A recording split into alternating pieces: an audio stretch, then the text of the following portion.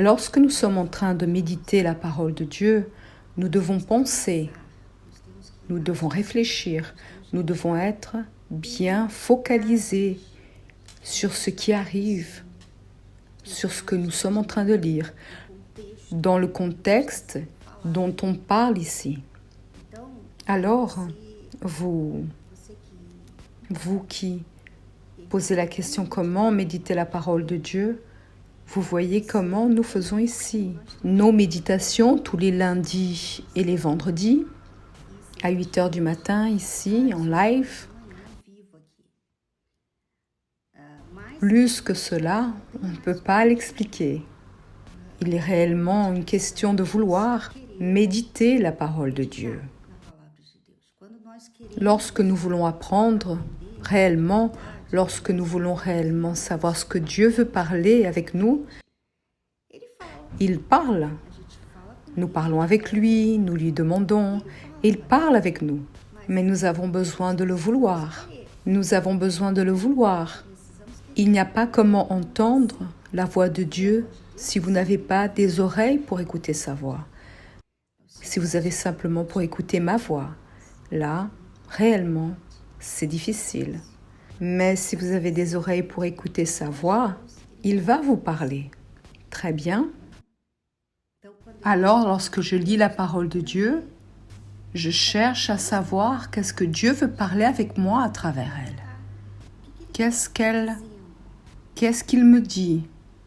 Et ne pas rester en train de vouloir utiliser la parole de Dieu, profiter d'une manière erronée, chercher à trouver une manière de lire pour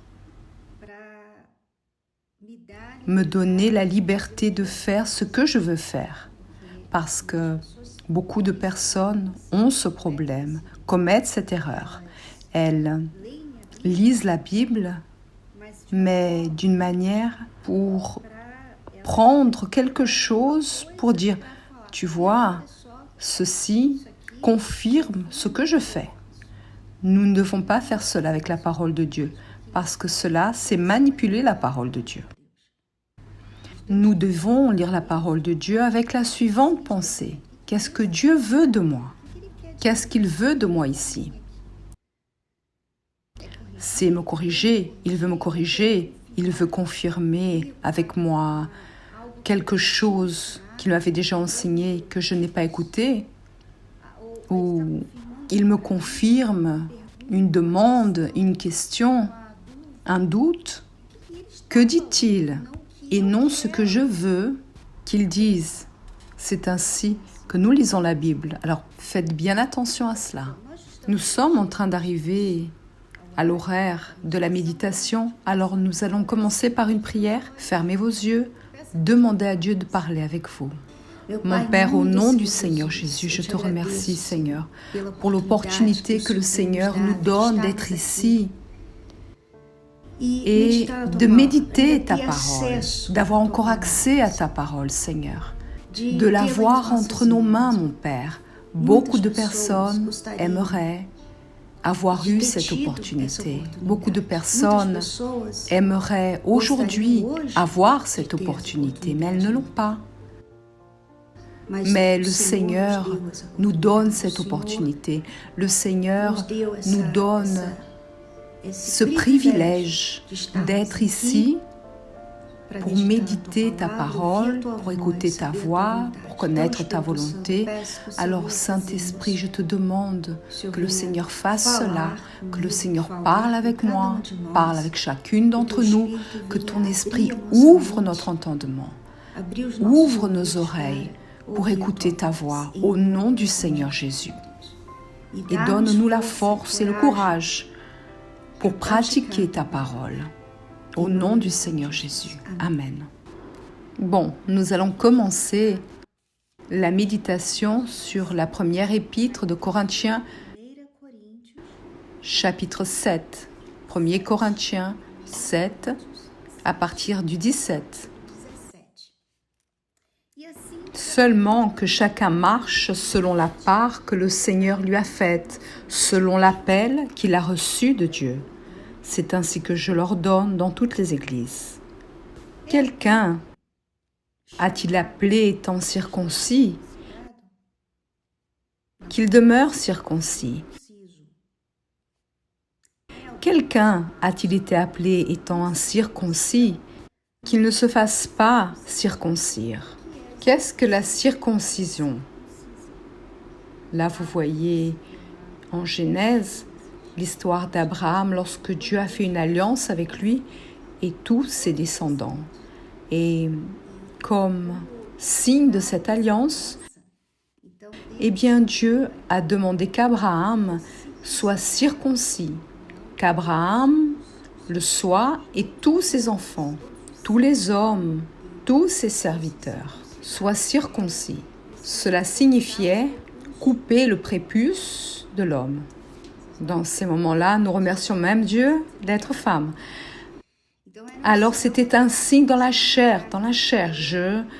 Ceci signifie que j'appartiens à Dieu, que je suis une personne de Dieu. J'ai une alliance avec Dieu. Alors, ma vie, mon futur, tout ce que je fais dépend de cette alliance. Lorsque Jésus est venu, il a fait la nouvelle alliance avec nous. Il a fait une nouvelle alliance, l'alliance à travers son sang. Et cette alliance, elle est bien plus,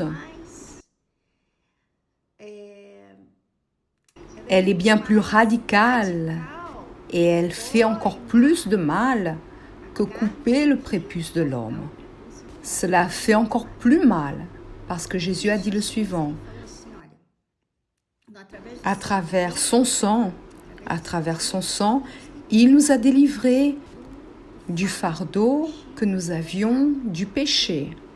Alors, même l'alliance ancienne, à travers cette circoncision que tous les descendants d'Abraham faisaient, beaucoup, même en étant circoncis, ils ne vivaient pas dans cette alliance. Ils n'étaient pas fidèles, ils n'étaient pas loyaux, ils ne mettaient pas Dieu à la première place, comme l'alliance qu'Abraham a faite avec Dieu, que Dieu a fait avec Abraham.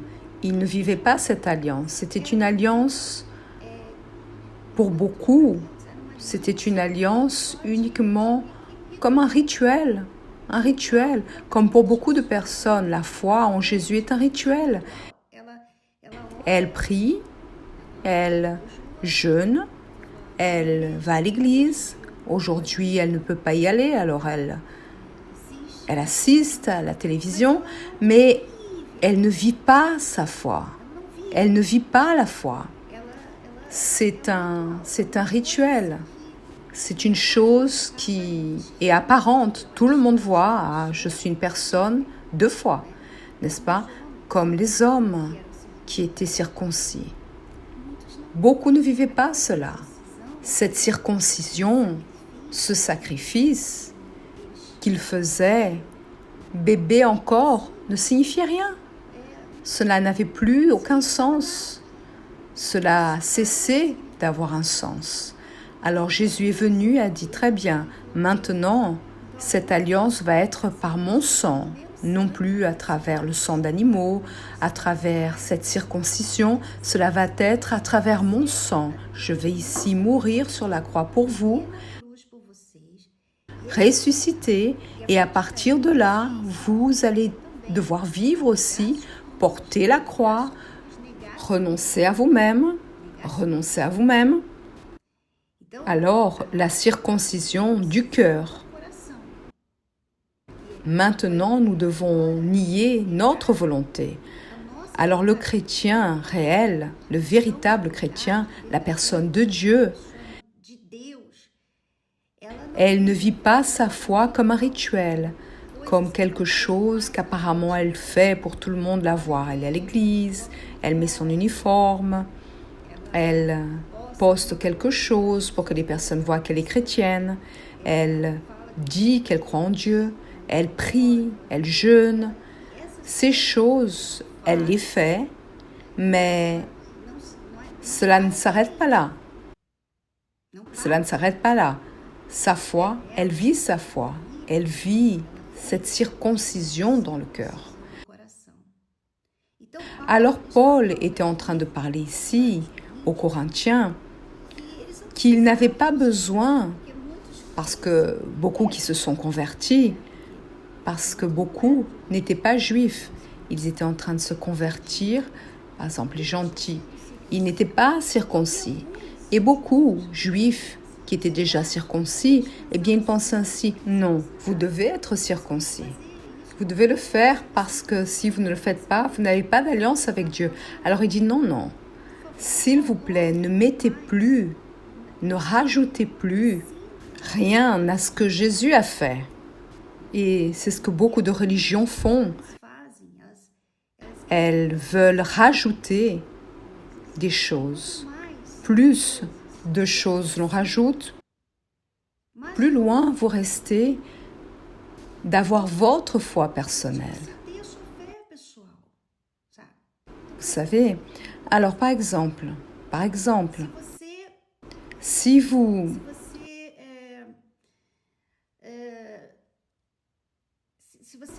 êtes dans une religion et la religion dit ainsi, vous devez utiliser de longs cheveux.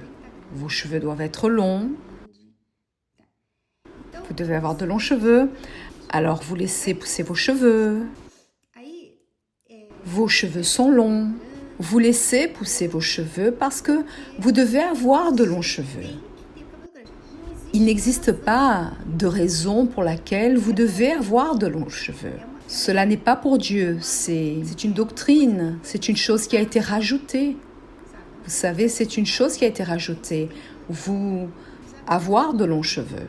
Alors, je vais avoir de longs cheveux. Mais qu'est-ce que cela a à voir avec ma foi en Dieu? Alors, il y a beaucoup de personnes qui se basent sur ces rajouts, n'est-ce pas? Alors, vous voyez beaucoup de religions qui ont ces rajouts. Pour cela, nous disons toujours que nous sommes contre la religion. Pour plus que les personnes disent « Ah, mais vous êtes religieuse », non. C'est parce qu'elles confondent, n'est-ce pas, tous ceux qui croient en Dieu, qui vivent la foi en Dieu, elles pensent qu'elle est déjà religieuse. Ça n'a rien à voir une chose avec l'autre. Dieu n'est pas religieux, Dieu n'est pas religion. Alors, normalement, les personnes ont tendance à vouloir que l'on rajoute quelque chose. Elle veut que nous puissions rajouter, non, on ne peut pas mettre du silicone, ou on peut mettre du silicone. Les personnes sont toujours en train de demander une foi plus ainsi, comme un manuel, vous savez, une foi semblable à celle des Juifs. Une foi, ah, vous devez faire cela, samedi vous devez faire cela. Elles veulent cela. Et la foi, c'est ce que Jésus a fait. Ce que Jésus a fait, cette alliance qu'il a faite, est beaucoup plus profonde et beaucoup plus personnelle. Alors, il n'y a pas un manuel. Ah, cela on peut, cela on ne peut pas. Certaines choses, d'ailleurs, la parole de Dieu, vous voyez dans les évangiles, vous voyez dans les épîtres, vous voyez dans les lettres, vous voyez là les apôtres dire « Ne faites pas ceci, ne faites pas cela ». Mais vous devez comprendre que notre foi est très individuelle entre nous et Dieu. Alors, parfois, vous restez en train de vouloir une chose entre vous et les personnes. Alors, par exemple, nous allons prendre l'exemple du silicone. Parce que parfois, certaines personnes aiment, comment dit-on, cette micropigmentation. Les personnes restent en train de s'accrocher à ces détails. Alors, nous allons parler sur ces questions. Vous devez comprendre que vous devez simplement vous demander « Mais pourquoi je veux faire cela? Pourquoi je veux faire cela ?» La raison, l'intention pour laquelle je souhaite faire cela, plaît-elle à Dieu? Fait-elle partie de la volonté de Dieu? C'est ce que vous devez vous demander. Vous ne devez pas me demander. Vous ne pouvez pas demander à qui que ce soit. Vous devez le demander à Dieu. Mais il y a des personnes qui ne font pas cela. Elles ne veulent pas le demander à Dieu parce qu'elles savent que leur intention n'est pas bonne. L'intention n'est pas bonne. Par exemple, silicone. Ah, Chris, je crois que je voudrais mettre du silicone. Mais quelle est l'intention? J'ai déjà parlé avec 2 types de personnes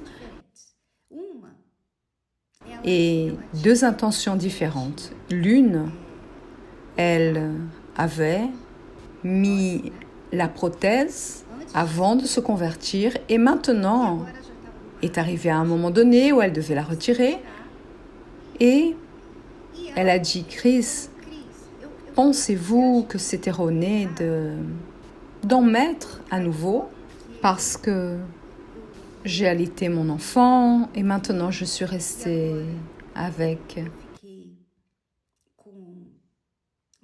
les seins qui tombent et maintenant si je retire le silicone, je dois le retirer parce que je dois en mettre un autre parce qu'on dirait que tant d'années, vous devez le changer. Et là, elle m'a dit, mais qu'est-ce que vous en pensez? C'est vous qui devez décider. C'est vous qui devez décider si vous voyez que vous êtes déjà avec cela, alors vous allez le changer. Mettez-en un plus petit pour que cela reste plus discret, pour que vous ne vous sentiez pas que tout le monde voit cela. Parce que selon la taille, tout le monde le voit. Alors peut-être mettez-en un plus petit, mais si vous voulez le retirer, quel est le problème? Vous savez, cela dépend de ce que vous voulez. Quel est votre? Non parce que réellement, cela est resté sans rien, je n'ai rien. Alors, c'est vous qui décidez maintenant. D'un autre côté, ah non, Chris, je voudrais mettre du silicone parce que je voulais en avoir plus. Vous savez, je trouve cela joli pour mon estime personnelle. Alors l'intention est différente. C'est une chose plus liée à la vanité. Ce n'est pas une nécessité, c'est une vanité. Vous savez, c'est une vanité. Alors vous devez toujours vous demander, pourquoi je veux ceci? Pourquoi je veux cela? Pourquoi je veux faire ce cours? Je veux faire ce cours pour montrer un diplôme ou je veux faire ce cours pour servir Dieu? Je veux faire ce cours ici parce que je veux gagner des âmes pour Dieu à travers ce moyen-là. Vous savez, alors l'intention parle tout. L'intention est pour la vanité, elle a tendance à la vanité, ou alors elle a la tendance de plaire à Dieu. Alors, la circoncision du cœur, elle blesse bien plus. Et ce n'est pas seulement pour l'homme, mais pour la femme aussi. Nous devons toujours nous demander, est-ce que c'est de la volonté de Dieu? Est-ce que cela plaît à Dieu? J'aime cela, mais est-ce que cela plaît à Dieu? N'est-ce pas? Alors il dit ici, au chapitre 7 de 1 Corinthiens, verset 18, « Quelqu'un a-t-il été appelé étant circoncis, qu'il demeure circoncis? Quelqu'un a-t-il été appelé étant incirconcis, qu'il ne se fasse pas circoncire? La circoncision n'est rien, et l'incirconcision n'est rien, mais l'observation des commandements de Dieu est tout. » Alors, je suis circoncise aujourd'hui dans le cœur, peu importe ce qui est apparent, ce que l'on montre à l'extérieur. N'est-ce pas comme il était la circoncision du passé? Maintenant, ce qui compte, c'est la circoncision de mon cœur. Au verset 20, il continue. Que chacun demeure dans l'état où il était lorsqu'il a été appelé. As-tu été appelé étant esclave? Ne t'en inquiète pas, mais si tu peux devenir libre, profites-en plutôt. Alors beaucoup qui se convertaient à Jésus, eh bien, ils étaient là comme des serviteurs, des esclaves, car à cette époque-là, il y en avait encore. Et il dit ainsi, si tu as été appelé étant esclave, alors amen. Ce n'est pas parce que Jésus est venu au monde, il nous a délivrés, nous a libérés, nous a sauvés, que maintenant, oui. Maintenant que je suis libre, alors je ne vais plus être serviteur de qui que ce soit. Non, Jésus n'est pas venu pour apporter la rébellion, la révolte, la révolution. N'est-ce pas? Jésus est venu nous délivrer de quelque chose de bien plus cruel, qui est l'enfer. Il est venu nous délivrer de l'enfer, de l'éternité en enfer. Alors il dit le suivant, au 22. Car l'esclave qui a été appelé dans le Seigneur est un affranchi du Seigneur. De même, l'homme libre qui a été appelé est un esclave de Christ. Alors, dans l'esclave que l'homme libre, les deux sont des serviteurs. Ils ne cessent pas d'être serviteurs. Alors, vous pouvez être une patronne ou une employée, mais les deux sont servantes. Servantes de qui? De Dieu. De Dieu. Servantes de Dieu. Et c'est parce que vous êtes servante de Dieu que vous allez bien traiter cette personne. Vous êtes une bonne servante, vous êtes une bonne employée, vous êtes une bonne patronne. Il n'y a pas ce que vous voyez, ces différences de classe, n'est-ce pas? Notre monde, nous avons là des classes, beaucoup de classes. Celui qui est chrétien n'a pas cette pensée de classe.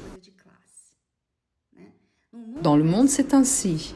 Si vous avez étudié, si vous avez un diplôme, si vous habitez dans un certain quartier de la ville, si vous avez tant à la banque, combien vous avez à la banque, combien vous gagnez, si vous gagnez bien ou si vous ne gagnez pas. Il y a des classes, vous savez, dans le monde. Et cela sépare les gens. Mais dans la foi, dans le christianisme, ces personnes qui croient en Jésus et qui ont accepté Jésus et qui vivent leur foi, il n'y a pas cela. Il n'y a pas cela. Alors, voyez que ces choses sont insignifiantes devant Dieu et devant ceux qui croient en Dieu. Là, je parle à une personne qui a beaucoup étudié, vous qui lisez beaucoup, vous qui êtes une personne qui aime beaucoup de poser beaucoup de questions, vous qui avez beaucoup voyagé, connaissez le monde. Attention parce que parfois, tout ce que vous portez, n'est-ce pas, vous mène à regarder les autres personnes qui n'ont pas vécu ce que vous avez vécu comme des personnes inférieures à vous-même. Comme si vous avez plus qu'elles, comme si vous étiez plus qu'elles. Et là, je vous dis le suivant, vous devez vous circonciser votre cœur. C'est ce que Paul a montré à travers sa propre vie, son propre exemple. Paul était un homme très intelligent. Il avait beaucoup voyagé, il parlait beaucoup de langues et il avait des titres. Mais lui-même dit que, vous savez, il n'a donné aucune valeur à tout ce qu'il avait conquis dans le monde lorsqu'il a connu Jésus. Il a vu que tout cela n'était rien. Il ne s'est jamais mis au-dessus des autres. Il n'a jamais pensé être supérieur à qui que ce soit. Et il a circoncis la vanité, tout ce que cela lui apportait, l'orgueil, que tout ce que cela lui apportait. Il a circoncis son cœur. Alors ceci est la circoncision. Cela veut dire circoncire votre cœur. Cela veut dire vivre votre foi. Ce n'est pas mettre, c'est ne pas donner de valeur là où le monde donne de la valeur. Et oui, à ce que Dieu donne de la valeur, à ce qu'il donne de la valeur.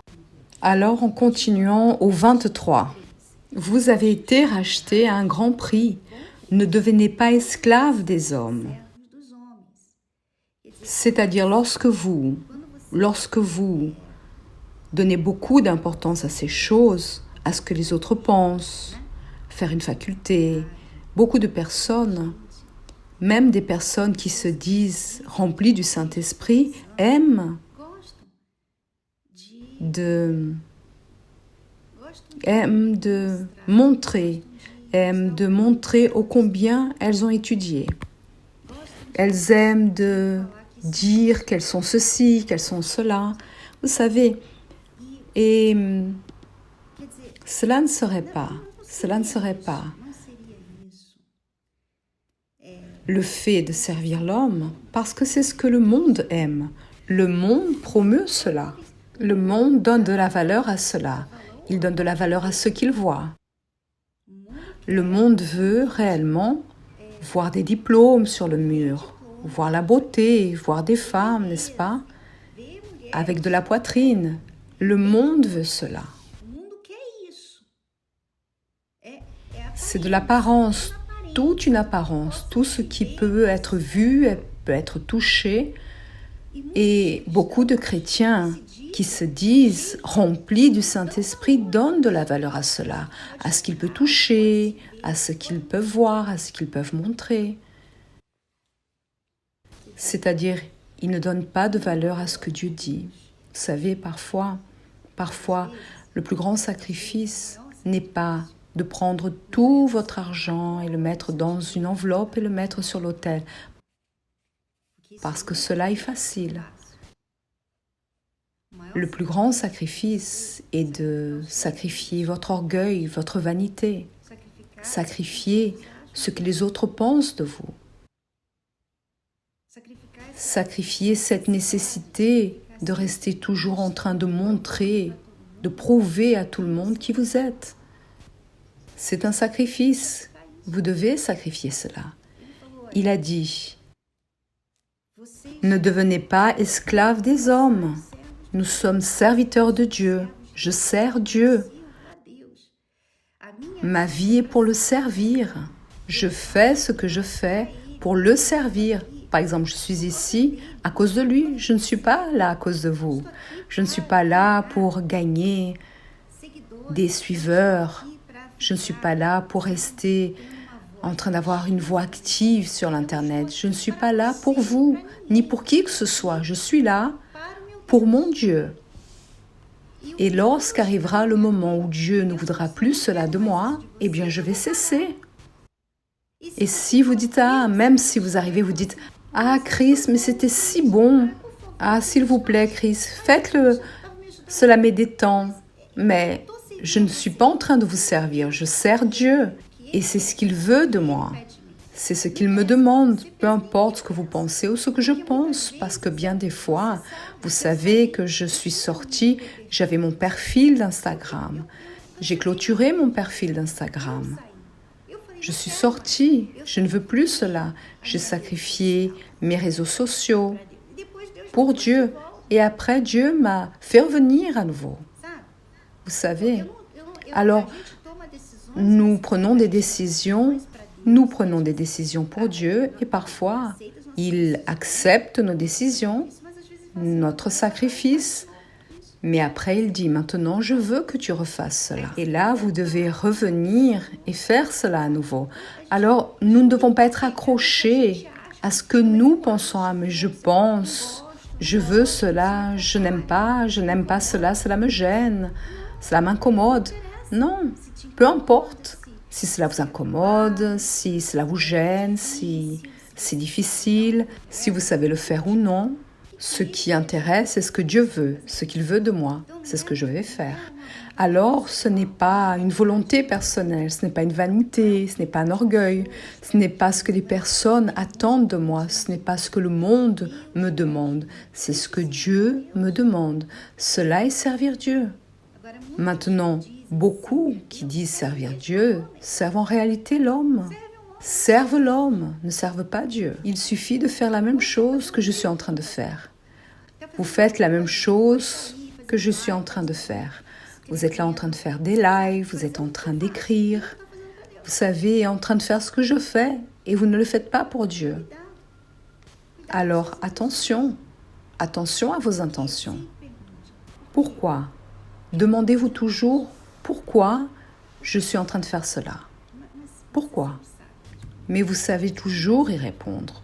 Vous saurez toujours y répondre. Et ne vous trompez pas vous-même. En disant à vous-même, non, cela est pour Dieu, c'est certain, c'est pour Dieu, je suis en train d'aider des personnes. Ne vous trompez pas vous-même, d'accord ? Parce que c'est pire encore. Soyez véritable, tout du moins envers vous-même. Parce que Dieu sait, et même si vous vous trompez, il sait déjà la vérité. Mais qui souffre, ce sera vous. Alors en continuant au 1er Corinthiens, chapitre 7, verset 24 du chapitre 7, que chacun, frère, demeure devant Dieu dans l'état où il était lorsqu'il a été appelé. Pour ce qui est des vierges, je n'ai point d'ordre du Seigneur, mais je donne un avis comme ayant reçu du Seigneur miséricorde pour être fidèle. Voici donc ce que j'estime bon à cause des temps difficiles qui s'approchent. Il est bon à un homme d'être ainsi.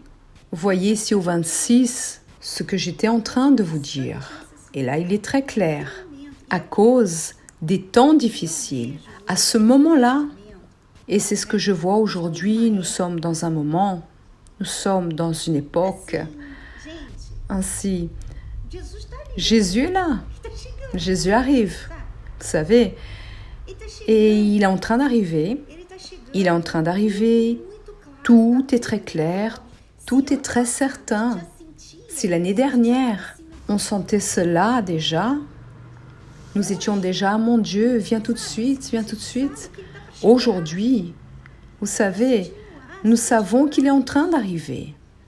Nous sentons cela dans l'air. On sent cela dans l'air. Il y a des personnes qui sont là. J'aime un garçon, mon petit ami, mon Dieu du ciel. Vous savez, Jésus a dit ainsi. Ces jours-là seront comme à l'époque de Noé. Les hommes se mariaient et mariaient leurs enfants. C'est-à-dire, les gens n'y pensaient même pas. Le monde est en train de terminer et les personnes ainsi, mon petit ami, j'aime un garçon et le pasteur a dit de ne pas parler. Je l'aime beaucoup, je n'arrive pas à cesser de parler avec lui. Vous savez, sincèrement, la personne est totalement aliénée de la situation spirituelle. Alors je vais cesser de prier pour ma famille, pour mon mariage. Ce n'est pas cela. Mais vous devez évaluer, est-ce que vous êtes sauvé? Êtes-vous sauvé parce que vous êtes en train de vous préoccuper? C'est un moment vécu ici pour évaluer votre salut. Êtes-vous bien avec Dieu? Êtes-vous réellement une personne de Dieu? Vous avez votre cœur pur, circoncisé devant Dieu? Ou vous êtes en train de prioriser d'autres choses et des personnes au-dessus de lui? Vous savez, sincèrement, c'est difficile.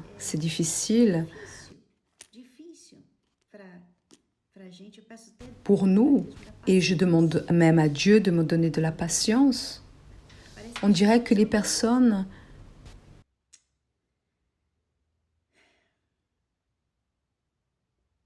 si elles n'étaient pas de Dieu, si elles n'étaient pas chrétiennes, si elles n'étaient pas dans le contexte, nous le comprendrions. Une personne incrédule, mais ouvrière, des personnes qui sont à l'église, qui connaissent la parole de Dieu, je vais vous dire.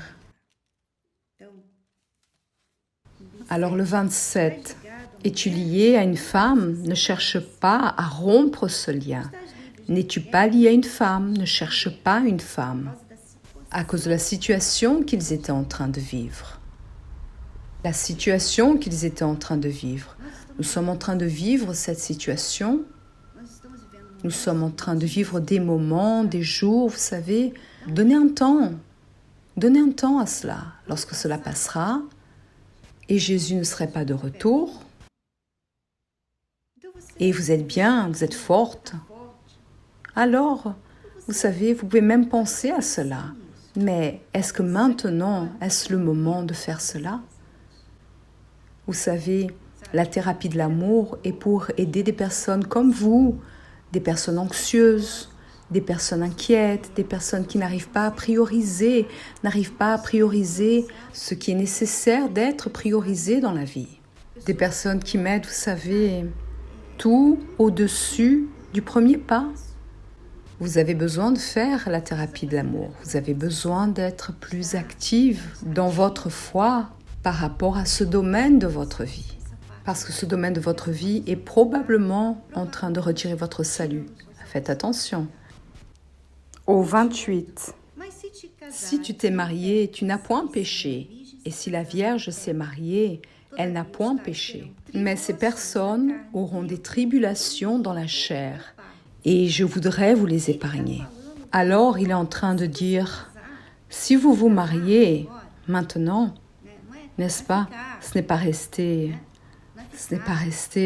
Si vous mariez, vous n'êtes pas en train de pécher, mais j'aimerais vous épargner des tribulations de la chair, parce que nous avons déjà des tribulations suffisantes aujourd'hui sans être avec une autre personne mariée, n'est-ce pas? Alors, il n'est pas en train de parler contre le mariage. Il est en train de dire qu'à ce moment-là, dans cette situation qu'ils étaient en train de vivre, l'époque qu'ils étaient en train de vivre, comme aujourd'hui nous sommes en train de vivre une époque, pourquoi allez-vous vous marier? Vous ne pouvez pas faire de cérémonie de mariage, on ne peut pas avoir de réunion, les personnes sont malades, les hôpitaux sont remplis. Pourquoi allez-vous vous marier maintenant? La situation demande pour que vous puissiez faire une pause en tout dans votre vie. C'est comme le fait de, disons, sortir avec vos amis. Vous ne pouvez pas le faire maintenant. Pourquoi allez-vous, par exemple, faire une fête d'anniversaire? Vous ne le pouvez pas maintenant. C'est-à-dire, c'est une époque qui demande une autre chose, une chose bien plus importante, qui est votre salut. Vérifiez, êtes-vous sauvé? Êtes-vous vraiment sauvé? Est-ce que vous avez quelque chose contre quelqu'un? Est-ce que vous avez une blessure contre le pasteur, contre des personnes de votre famille, contre des personnes qui ne sont même plus dans votre vie? Vous avez des péchés cachés, vous devez les confesser. Vous devez demander pardon pour eux. Non seulement à Dieu, non, mais aux personnes avec lesquelles vous avez commis des erreurs, les personnes que vous avez trompées. Vous devez demander pardon. Vous devez confesser vos péchés. Alors, c'est le moment d'être bien. C'est le moment d'être prête pour la venue de Jésus et ne pas rester, vous savez, en train de vous occuper avec d'autres choses, en train de regarder, de voir ces blogueuses que vous aimez suivre. Qu'est-ce qui est dans la mode? Comment s'habiller à l'intérieur de la maison?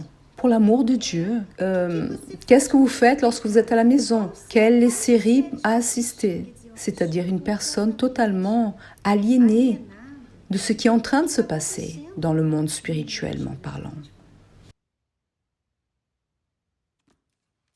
Attention, vous savez, je risque de dire qu'il est probable que Jésus revienne et que vous ne partiez pas avec lui, même en étant ouvrière, même en étant épouse de pasteur. Cela est probable. Faites attention. Vous êtes en train de dormir dans votre vie spirituelle, dans votre foi. Vous êtes en train d'être cette vierge folle. Vous savez, vous n'êtes pas là en ayant de l'huile. Vous savez, votre huile a pris fin depuis longtemps. Et vous êtes là, vous n'êtes pas préoccupé avec cela. Là, vous voyez que dans ces jours-là, comment les personnes sont sans huile. Parce que là, elles ont peur. Elles sont paniquées, elles sont en dépression. Pourquoi êtes-vous ainsi? Parce que vous êtes sans l'huile. Et voyez, heureusement que Jésus a permis tout cela, que cela arrive, pour que vous ayez du temps de chercher cette huile, de courir derrière cette huile.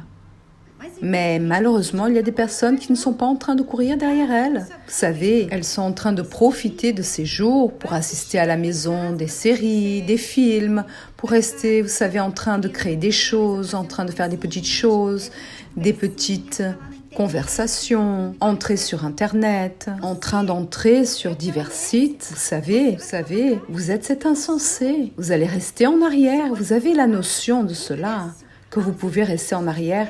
Peu importe, mais je crois en Jésus. Oui, mais vous ne croyez pas en Jésus. Vous croyez en Jésus par la bouche. Vous ne croyez pas en Jésus. Croire en Jésus, c'est vivre Jésus. Vivre Jésus tous les jours. Tous les jours, je dois vivre Jésus. Porter ma croix. Comment je porte ma croix? Quelle est la croix que nous devons porter? C'est notre salut, notre cœur pur. Le cœur veut toujours se salir. La pensée veut toujours penser à ce qu'elle ne doit pas penser. C'est-à-dire, nous devons toujours être là, en train de toujours circoncire, de couper le prépuce, en train de blesser notre chair, en train de blesser notre volonté. Vous savez, en train d'être contrite, d'avoir un cœur contrit pour être pur, d'être bien devant Dieu. Un sacrifice quotidien. Cela est maintenir l'huile pour que lorsqu'il viendra, il puisse nous emmener comme sa fiancée qui s'est préparée, qui a donné de la valeur à cette alliance qu'il a fait avec nous par son sang. Cela n'a pas été une alliance, dans le petit doigt, non. Cela a été par son sang, d'accord? Une alliance de sacrifice. Au minimum, nous devons sacrifier aussi. Au minimum. Alors, vous êtes à la maison, vous n'avez rien à faire. Vous ne pouvez pas sortir. Vous faites partie du groupe à risque. Alors, allez dans votre portable et envoyez des messages, envoyez des prières. Vous savez ce que j'ai fait cette semaine? Je suis allée là. J'ai pris une prière, la prière qu'il a fait sur Instagram, et j'ai envoyé à plusieurs personnes que j'avais dans mes contacts, des personnes qui m'envoient des choses de boutique, des personnes de boutique qui ont résolu des choses avec moi dans le passé, et je ne connais même pas leur nom. Je suis allée derrière leurs contacts et j'ai envoyé à plusieurs le link de sa prière, des personnes que j'avais déjà eu des contacts à l'église, que j'ai accueillis, beaucoup de personnes, des médecins, mon médecin, je l'ai envoyé à un nutritionniste, j'ai envoyé à tous mes contacts. Je n'ai pas réussi à envoyer à tout le monde parce que ce sont beaucoup de personnes. Et vous savez que l'une de ces personnes, certaines personnes ont remercié, on dit que c'est arrivé au bon moment, mais une de ces personnes m'a dit « Chris, merci, parce que je me suis réveillée très angoissée aujourd'hui. » Et la prière de sa prière, elle n'a même pas dit son nom, parce que je ne sais même pas si elle sait qu'il est mon père. Sa prière a fait toute la différence. Merci beaucoup. Vous savez, une personne qui n'est pas de l'église, je n'avais même pas son contact. Un jour, elle m'a accueillie, mais elle m'a remerciée. Vous ne pouvez pas sortir, vous ne pouvez pas aller au point de la foi. Il y a plusieurs façons de gagner des âmes pour Jésus. Vous savez, être dans la volonté de Dieu, mais vous devez être lié à lui. Vous devez être en syntonie avec lui. Vous devez être en train de sentir sa douleur. Quelle est la douleur de Dieu aujourd'hui au sujet de vous-même? Quelle est sa douleur par rapport aux personnes? Là, dehors, vous êtes bien, vous êtes sauvés, vous êtes purifiés devant Dieu, mais quelle est la douleur que Dieu est en train de sentir aujourd'hui par rapport aux personnes là dehors? Vous avez déjà imaginé, vous avez déjà pensé, vous avez déjà essayé de sentir. C'est comme si nous serions dans l'arche. Le déluge n'est pas encore arrivé, mais nous sommes dans l'arche. Nous savons que le déluge est en train d'arriver et tout le monde va mourir. Ce n'est pas une raison. Nous restons avec cette joie de savoir que Dieu est en train de revenir, que Jésus est en train de revenir pour nous emmener avec lui, et de tristesse de savoir que des personnes vont rester. Alors si vous sentez la douleur de Dieu et vous pensez, mon Dieu, qu'est-ce que je peux faire? Donne-moi une direction, parle avec moi, il va vous la donner. Il veut parler avec vous. Mais vous devez lui montrer que vous voulez entendre. Vous devez le vouloir. Amen. Alors nous allons nous arrêter ici au verset 29 et vendredi, nous allons continuer le chapitre 7 du 1er Corinthiens à partir du verset 29. Très bien. Alors, que Dieu vous bénisse et à la prochaine. Ciao, ciao.